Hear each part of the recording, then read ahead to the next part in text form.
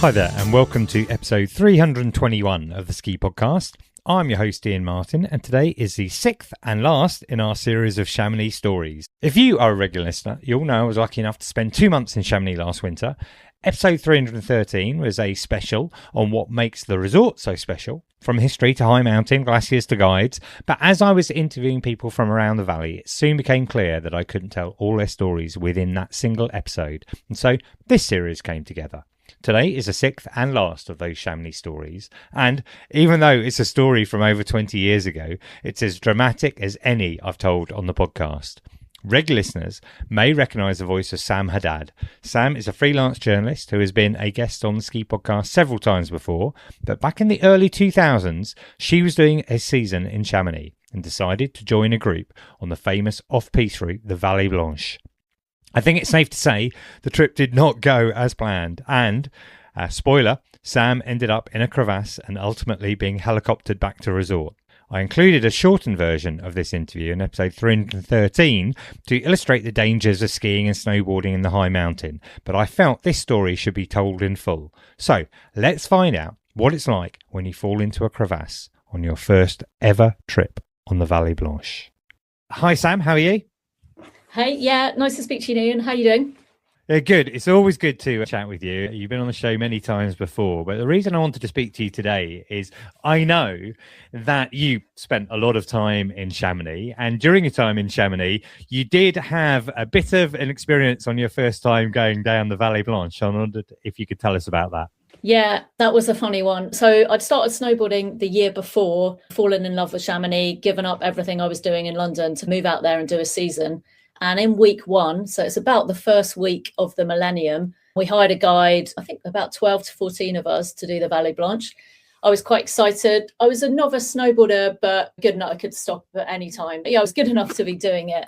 We went down the route called Envers du Plain. So not the kind of more standard motorway route because we had quite a lot of snowboarders in the group. So we needed a bit of steepness to keep us going. And it was, we did a few turns, beautiful. I can still picture it in my head. It was like a dreamy morning. The ridge part was obviously scary, but added to the adrenaline of it. And then we started to go, when we broke off to the left to the Envers du Plain route, I was at the back of the group. So I had a guide. I think I was the last person. So there was a guide at the front, guide at the back. And the guide had said to us, make sure you stay in our tracks. Don't go to the left or to the right of our tracks. But because I was quite far towards the back of the group, by then people were loosely following those tracks. But I think I was very much a novice in terms of big mountain, high alpine environment, that sort of sense.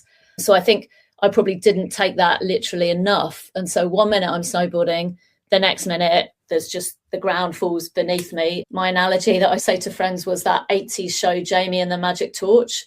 Like it just felt like I was just going down this kind of helter-skelter slide, but with my board. So you're just snowboarding along and effectively, I guess you were going over a snow bridge or something and it just collapsed beneath you. Is that what happened?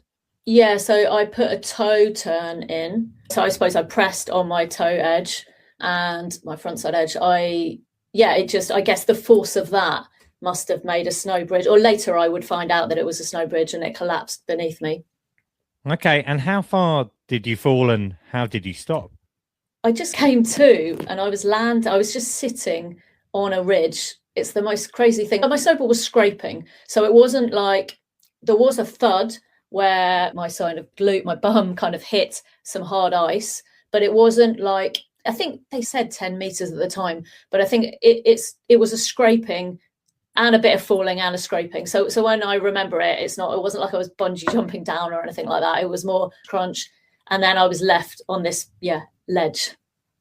And I mean, this might be a silly question, I don't know, but what thoughts are going through your mind at that very point? Because I think time slows down. I know, time does slow down, but then it also was quite quick. It's a weird one. Time is just, it was the blur of sound and things that I hadn't experienced. And at that moment, I don't think I was really thinking crevasse. I knew we were on a glacier and it was dangerous, but I didn't know what a crevasse was. I mean, I'd done geography at uni, so I should have done, but I obviously had no idea what the inside of a crevasse looked like.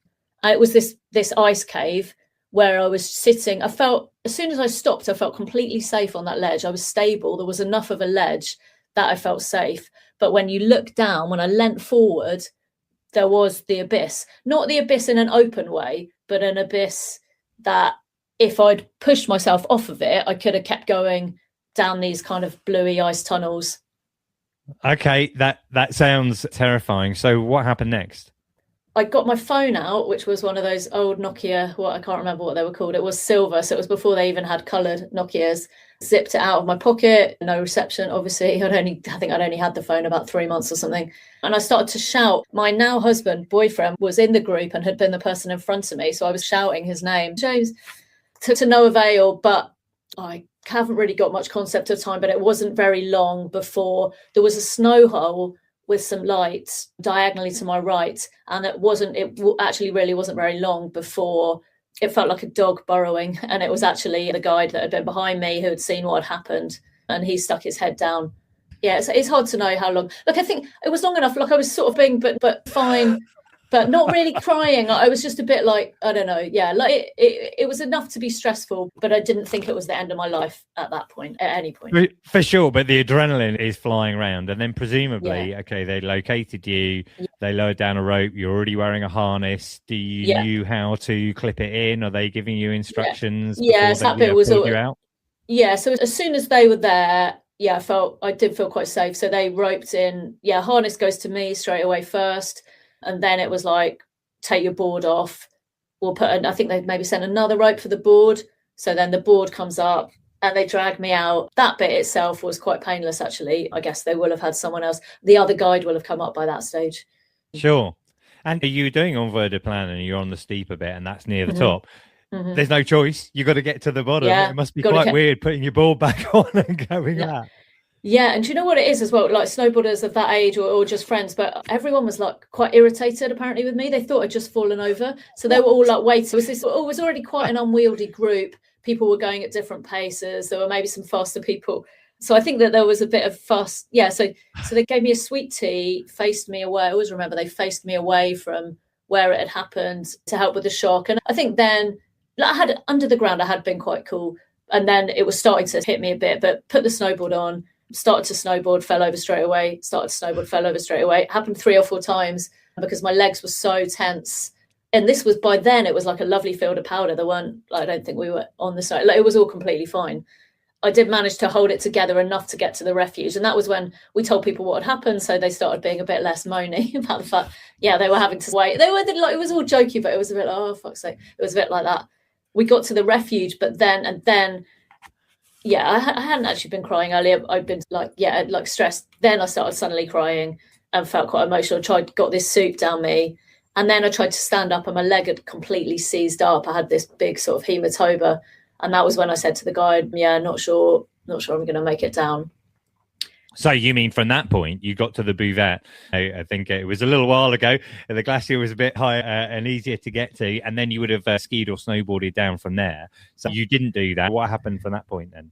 Yeah, there was still going to be quite a long way down. I mean, I can't remember what they were talking about in time. And it was also, it had been quite a rubbish winter so far. So it was quite icy. So it wasn't that kind of nice snowboardy in the tracks. So the guide, we had a discussion with the guide and he said, well, I think I had insurance. I think you should get a helicopter down from here. So that was like, okay, wow. Yeah, but yes, because we didn't really know what I'd done. We knew that it was very painful. It didn't seem like anything was broken, but I wasn't, I couldn't really walk properly. It was all very stiff.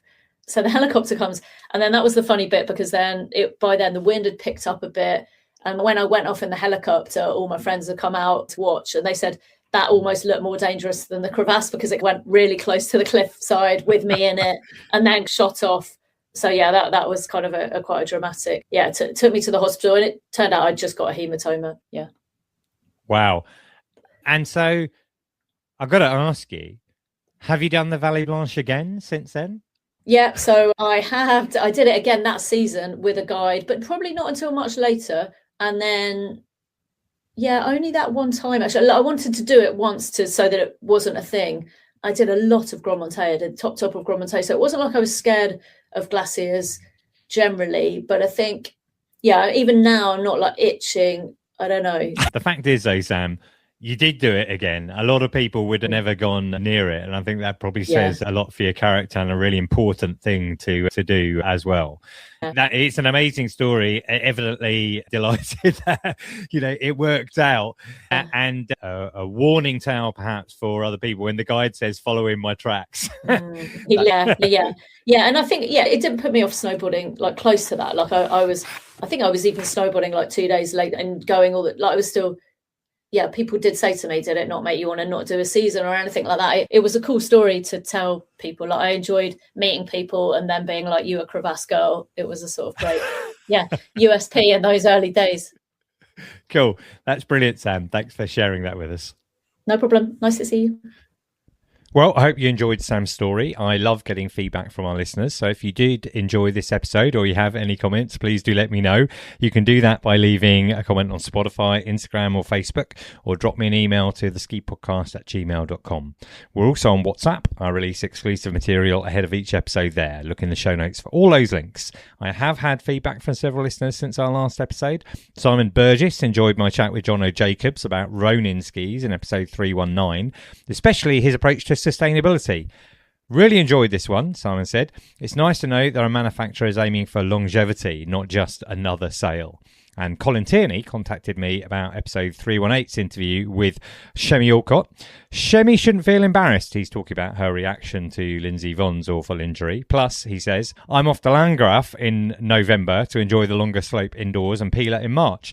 Have you got access to my ski calendar?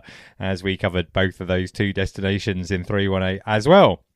There are now 321 episodes of the Ski Podcast to catch up with, and a whopping 261 of those were listened to in the last week alone. That's probably because there's a lot of listeners bringing some winter into their lives to escape the heat of summer, and you can do that too.